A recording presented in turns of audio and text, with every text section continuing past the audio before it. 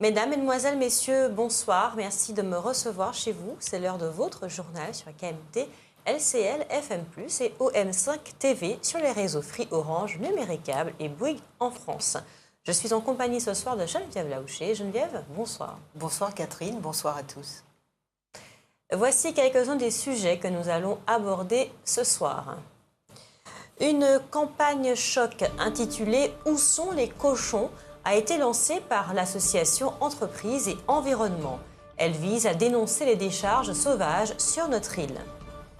La brigade de gendarmerie de Basse-Pointe a été officiellement reçue dans les locaux de la mairie le 18 octobre dernier. EDF Martinique, l'ADEME, l'Agence de l'environnement et de la maîtrise de l'énergie, et la CIMAR ont signé une convention de partenariat aujourd'hui, vendredi. Le week-end dernier, dimanche 30 octobre, nous étions aux Trois-Îlets où Guy Vadeleux organisait ses répétitions pour préparer les prochaines représentations qui débutent dès ce vendredi soir. Le Palais des Congrès de Madiana accueille jusqu'à ce dimanche 6 novembre le deuxième salon des seniors. Enfin, le SER, le savoir et réfléchir de Roland Laouché, s'intéressera à un article paru dans la dernière parution de J. Cambout, un journal en ligne des comités populaires qui s'intitule « Massacre au pays des doigts de l'homme ». Une campagne choc intitulée « Où sont les cochons ?» a été lancée par l'association Entreprises et Environnement. Elle vise à dénoncer les décharges sauvages sur notre île. Les Martiniquais sont invités à voter sur un site internet www.oussontlecochons.fr pour la commune qu'ils trouvent la plus menacée par la problématique des dépôts d'ordures sauvages. Depuis 2013, plus de 8500 décharges sauvages ont été localisées sur le territoire. L'objectif est de susciter une prise de conscience. Les résultats seront révélés dans un mois à la fin de la campagne. Il suffit de taper le nom de la commune la plus sale et de valider votre vote. Que pensez-vous de cette initiative, Geneviève ? Mais écoutez, je pense que c'est une bonne initiative parce que si on ne fait rien, on n'arrive à rien. Or, comme on consomme de plus en plus, on a de plus en plus de déchets et on a l'impression que les gens ne se rendent absolument pas compte. Alors, c'est vrai que la commune qui sera ainsi nommée, ça ne sera pas bon pour ses habitants, mais ça ne sera pas bon non plus pour l'équipe municipale. Alors que parfois, l'équipe municipale essaye de faire des choses, mais on enlève, les gens remettent, on enlève, les gens remettent. C'est vraiment... Bon. Mais il y a aussi des règles qui semblent un peu étranges. Je me suis laissé dire que, par exemple, les professionnels du bâtiment, comme par exemple les plombiers, n'ont pas le droit de jeter leurs ordures dans les décharges normales et on ne leur a pas attribué un lieu où les jeter. Donc du coup, eh bien, eux aussi, m'a-t-on dit, je ne sais pas si c'est vrai, créent des décharges sauvages. Donc il faut véritablement penser tout cela dans un ensemble. Et puis, si les gens ne comprennent pas, eh bien, il faut vraiment... avoir une attitude peut-être un petit peu désagréable, mais taxée. En définitive, c'est quand ça fait mal au porte-monnaie, en général, on comprend mieux. Merci Geneviève. Après avoir été fermé pour cause d'insalubrité, le CAMS, le Centre d'action médico-sociale du Lamentin, sera transféré dans les locaux de l'ex-Pôle emploi de Mangovulsin. Un soulagement pour les 23 employés de la structure, bien que cette décision ne soit que provisoire. Il faudra donc trouver une solution durable au problème. Marisol Touraine, la ministre de la Santé, a officiellement décidé de consacrer ce mois de novembre à la lutte contre le tabagisme. De nombreuses rencontres d'information et de prévention devraient donc être organisées en Martinique comme sur le reste du territoire français. Et puis la ministre du Travail, de l'Emploi, de la Formation professionnelle et du Dialogue social, Myriam El Khomri, s'est rendue en visite officielle en Guadeloupe de mercredi à vendredi dernier. Elle n'est pas venue en Martinique. Cette visite n'a pas été perturbée par les syndicats hostiles à sa loi, comme on aurait pu s'y attendre. La brigade de gendarmerie de Basse-Pointe a été officiellement reçue dans les locaux de la mairie le 18 octobre dernier. Une rencontre inédite qui vient sceller un partenariat entre les forces de l'ordre et les municipalités. Il y a quelques jours, dans le cadre d'une convention signée avec le préfet de région, Fabrice Rigoulet-Rose, concernant la mise en place d'une collaboration plus étroite entre les forces de gendarmerie et la police municipale, la maire de Basse-Pointe, Marie-Thérèse Casimirius, a reçu les gendarmes qui œuvrent dans sa commune. Il s'agissait également d'accueillir les nouveaux arrivants qui viennent tout juste d'intégrer la gendarmerie. L'adjudant Christophe Siesling, en fonction depuis le mois d'août dernier, en fait partie.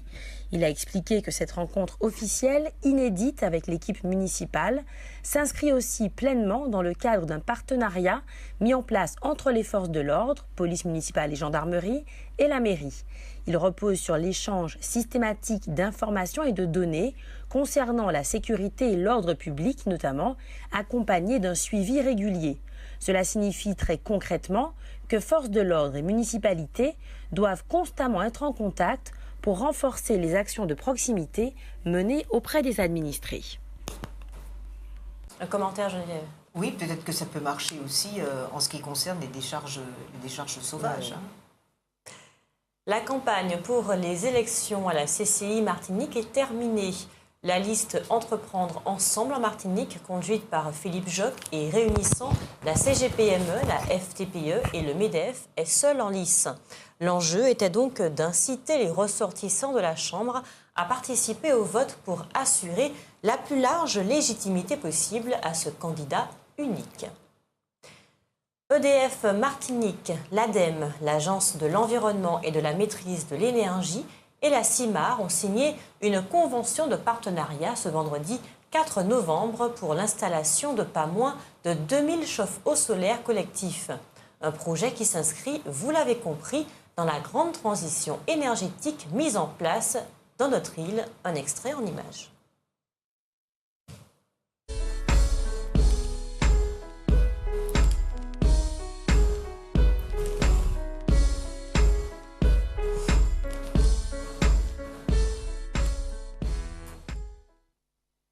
Nous y reviendrons.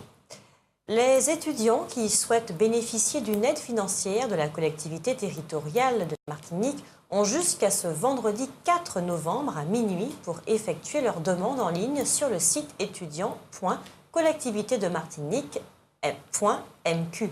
Notons que le problème informatique dont souffrait l'espace numérique ces derniers jours est maintenant résolu.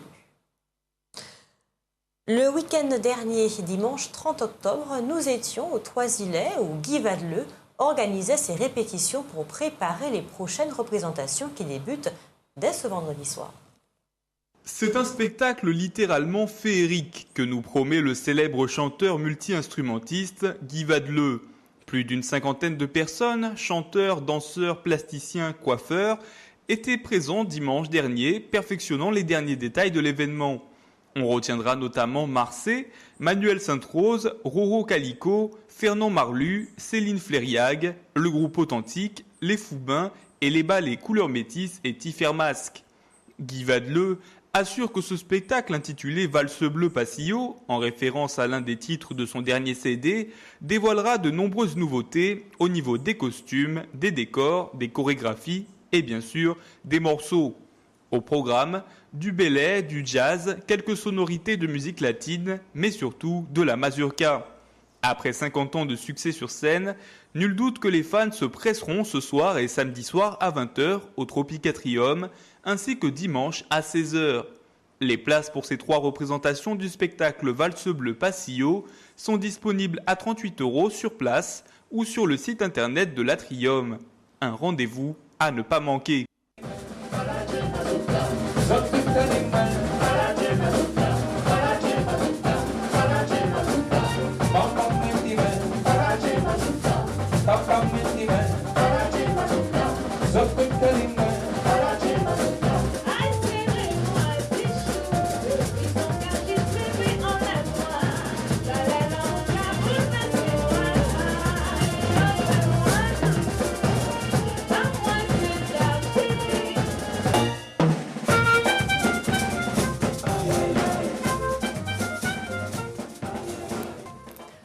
Un beau spectacle en perspective. Le Palais des Congrès de Madiana accueille jusqu'à ce dimanche 6 novembre le 2e salon des seniors, Un événement consacré, comme vous le savez, à nos 152 000 compatriotes âgés de plus de 45 ans, autrement dit près de 40% de notre population. Y seront notamment présentées les nombreuses activités culturelles, sportives, artistiques qui leur sont proposées sur notre territoire. Un père de famille a découvert à l'heure du dîner sa compagne et ses 2 enfants inconscients au quartier Pérou à Sainte-Marie hier, jeudi 3 novembre. Selon les premières constatations, il s'agirait d'un empoisonnement. Tous les 3 ont été transportés en urgence en hélicoptère vers le CHU de la Ménard et la maison de la mère et de l'enfant. Ils sont hors de danger. Les gendarmes de la section anticriminelle devront faire la lumière sur cette affaire afin de savoir s'il s'agit d'une tentative de suicide ou d'une intoxication alimentaire. Depuis ce matin, vendredi 4 et jusqu'à demain, samedi 5 novembre, une conférence sur les maladies rares et orphelines se déroule à l'hôtel La Batelière, réunissant des spécialistes de toute la Caraïbe et de l'Hexagone. Il s'agit de présenter des travaux de recherche sur des traitements permettant de soigner des pathologies dites rares, car elles concernent moins d'un individu sur 2000.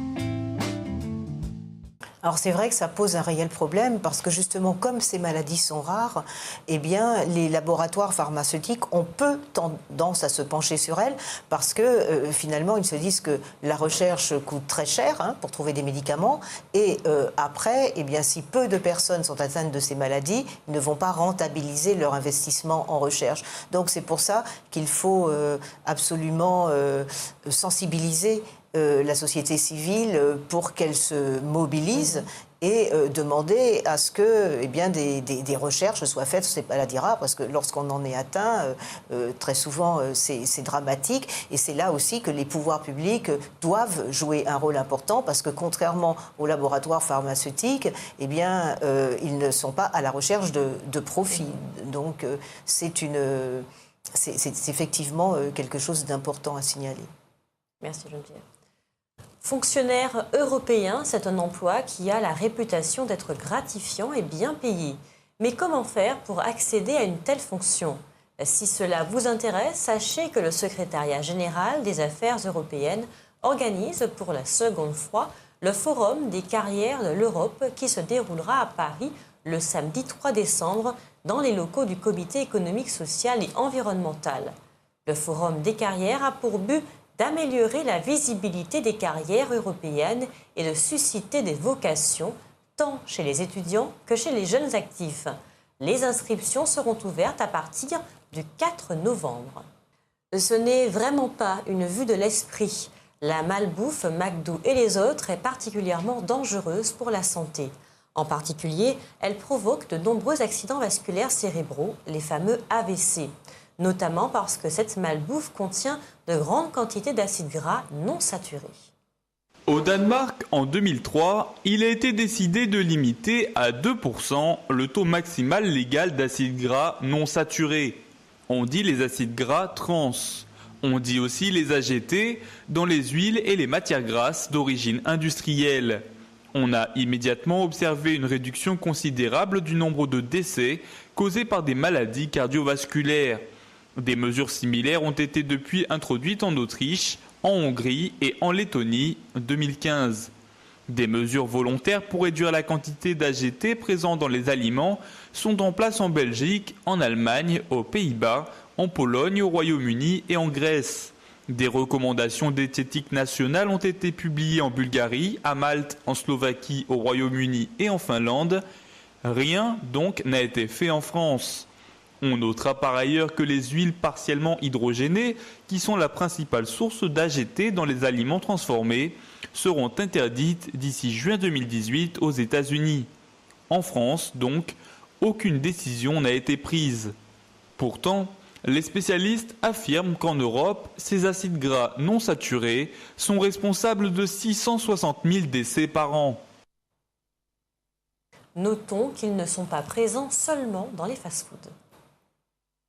En effet, on trouve souvent aussi les acides gras non saturés dans les aliments les moins chers, ce qui signifie que les personnes à plus faible revenu sont davantage exposées.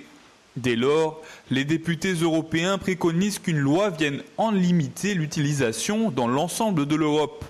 On ne sait pas s'ils auront gain de cause, mais c'est une affaire qui mérite d'être suivie.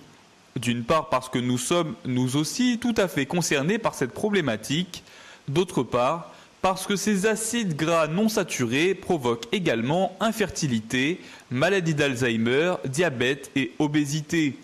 Pour plus de précision, sachez qu'ils sont naturellement présents dans les viandes de certains ruminants et dans leur lait, dans certains produits alimentaires d'origine végétale, mais aussi dans les huiles végétales partiellement hydrogénées produites industriellement.